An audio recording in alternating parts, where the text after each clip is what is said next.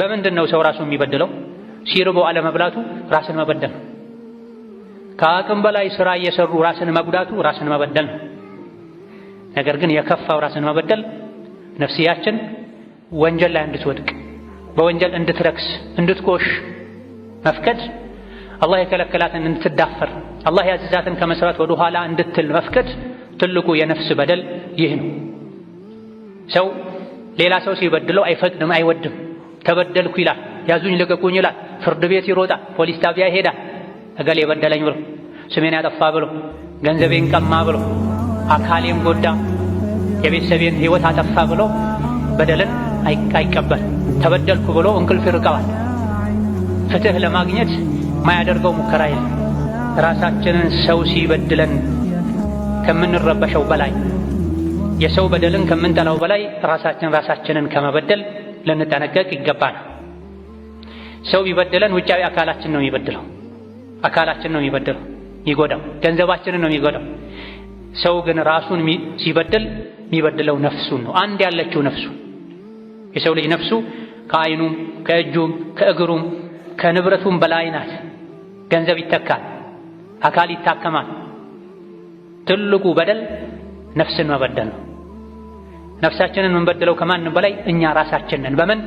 አላህ የከለከለንን በመዳፈር። ሰዎች አካላዊ ጥቃት አድርሰውብን ከምንጎዳው በላይ ወንጀል ስንሰራ ነፍሳችን ትጎዳለች። ከአላህ ጋር ያለን ግንኙነት ይበላሻል። አላህ በተከበረው ቃሉ ቁርአን ውስጥ ያለ ረዥም መሐላ ምሎ የነገረን እውነታም ይሄ ነው። ቀድ አፍለሐ መን ዘካሃ ወቀድ ኻበ መን ደሳሃ። ቁርአን ላይ የተለያዩ የመሐላ አይነቶች አሉ። ቁርአን ውስጥ ካሉ መሐላዎች ሁሉ ረዥሙ መሐላ የተማለው የነፍስን ጉዳይ ለመግለጽ ነው። የነፍስን ጉዳይ ሁኔታ ለማሳሰብ ነው። ብዙ መሐላዎችን ምሎ መጨረሻ ላይ አላህ ምን አለ? ቀድ አፍለሐ መን ዘካሃ፣ ነፍሱን ያጠራት ያጸዳት ሰው የጠበቃት የተንከባከባት ሰው ዳነ፣ ተሳካለት።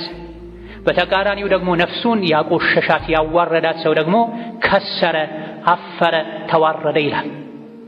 ቁርአን ውስጥ ከፋቲሃ እስከ ሱረቱ ናስ ብንቀራ ብናገላብጥ የነፍስን ጉዳይ ለመንገር ከተማለው የበለጠ ረዥም ተደጋጋሚ መሐላ የለም። አንድ መሐላ፣ ሁለት መሐላ፣ ሶስት መሐላ እናገኛለን ለአንድ ለትልቅ ጉዳይ ሁለት ሶስቴ ይምላል አላህ። ግን 10 አካባቢ መሐላዎችን ብሎ አላህ የነገረን ነገር ቢኖር ምንድነው? ነፍሱን ያጸዳት ሰው ዳነ፣ ትልቅ ሰው ሆነ፣ ያሰበው ተሳካለት። በተቃራኒው ደግሞ ነፍሱን ያቆሸሻት ያረከሳት ሰው ደግሞ ከሰረ፣ ተዋረደ ይላል። ነፍስ በምንድን ነው የምትቆሸው፣ የምታንሰው፣ የምትዋረደው? በወንጀል ነው፣ አላህን በማስቆጣት።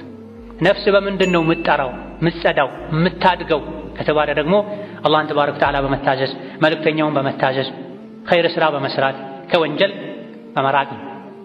ስለዚህ በ12ቱም ወራት ዓመቱን ሙሉ እድሜ ልካችንን ማለት ነው ከእናታችን ሆድ ወተን ከዱንያ ወተን ቀብር እስክንገባ ድረስ ወንጀልን ልንርቅ ልንጠነቀቅ ይገባል። ሞትንም ህይወትንም አላህ የፈጠረው ሊፈትናችሁ ነው ብሎናል። ማግኘትም ማጣትም መኖርም መሞትም ሁሉም ፈተና ናቸው።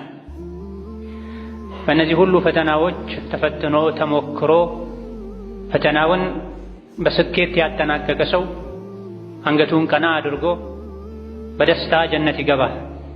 እነዚህ ፈተናዎችን ያላለፈ ሰው ዱንያ ላይ ከገጠመው ጥቃቅን ፈተና የከፋ ፈተና ጀሀነም ላይ አኺራ ላይ ይጠብቀዋል። ዱንያ ላይ የሚኖር በሙሉ ወንዱም ሴቱም ሀብታሙም ድሃውም መሪውም ተመሪውም ተፈታኝ ነው። ሳይፈተኑ ሙእሚን መሆን፣ ሳይፈተኑ ጀነት መግባት፣ ሳይፈተኑ ህይወት ላይ ድልን፣ ሰላምን፣ ምቾትን ማግኘት መቼም አይቻልም። የሰዎች ፈተና አይነቱ ስለሚለያይ ትንሽ ፈተና ውስጥ ያሉ ሰዎች አላህ ከፈጠራቸው ፍጥረታት ለይቶ እሱም ብቻ እየፈተነ ያለ ሊመስለው ይችላል። ግራ ቀኙን ዞር ዞር ብሎ የማያይ ሰው፣ ታሪክን የማያውቅ ሰው ነገሩ እንደዚህ አይደለም። እውነታው ሰው ሁሉ ፈተና ላይ ነው ያለው። አንዳንዱ ስራ በማጣት፣ ሌላው ትዳር በማጣት፣ ሌላው ትዳሩ ላይ ሰላም በማጣት፣ አንዳንዱ ከትዳር ዓላማዎች አንዱ የሆነውን ልጅ በማጣት፣ ሌላው ሀገሩ ላይ አካባቢ ላይ ሰላም በማጣት፣ ሌላው ጤና በማጣት ወህሉም መጀራ ሰው ሆኖ ማይፈተን የለም።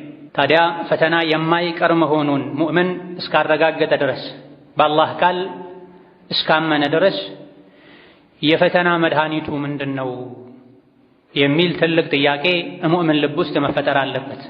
መድኃኒቱን ካወቁ ሁሉም በሽታ ቀላል ነው። መድኃኒቱን ካላወቁ ቀላሉን በሽታ ከባድ ሆኖ የባሰ ችግር አደጋ ያስከትላል። ያለንበት ጊዜ አኺር ዘመን እንደመሆኑ ፈተናዎች ይበዛሉ። ሊነጋጋ ሲል ጨለማው እንደሚበረታው ሁሉ ዱንያ ልጠፋ ስትል ፈተናዋ ይበዛል። የፈተና መድኃኒት የሆነው ሷብርን ደግሞ ሰዎች በኢማናቸው ማነስ ምክንያት ያጡታል፣ አይጠቀሙትም።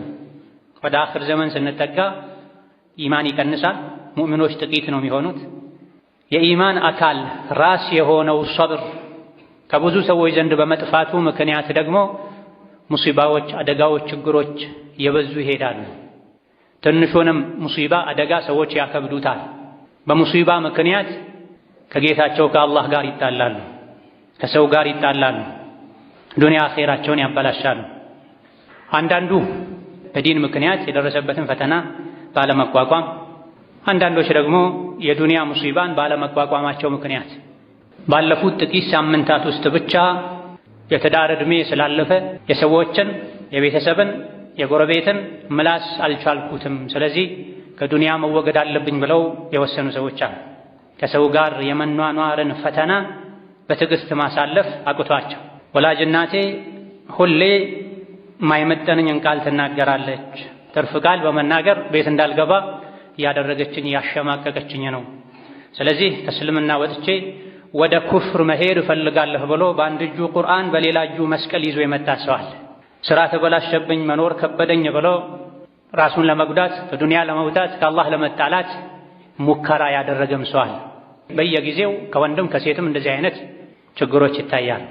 ይህ ዱንያ ላይ እስካሉ ድረስ መፈተን የማይቀር መሆኑን ያለማወቅ አልያ ደግሞ ሶብር የማጣት ውጤት ነውና ሙስሊም የሆነ በሙሉ የሙስልምነት አንዱ መገለጫ ትዕግስት እንደሆነ ሊያውቅና ሊቀበል ይገባዋል።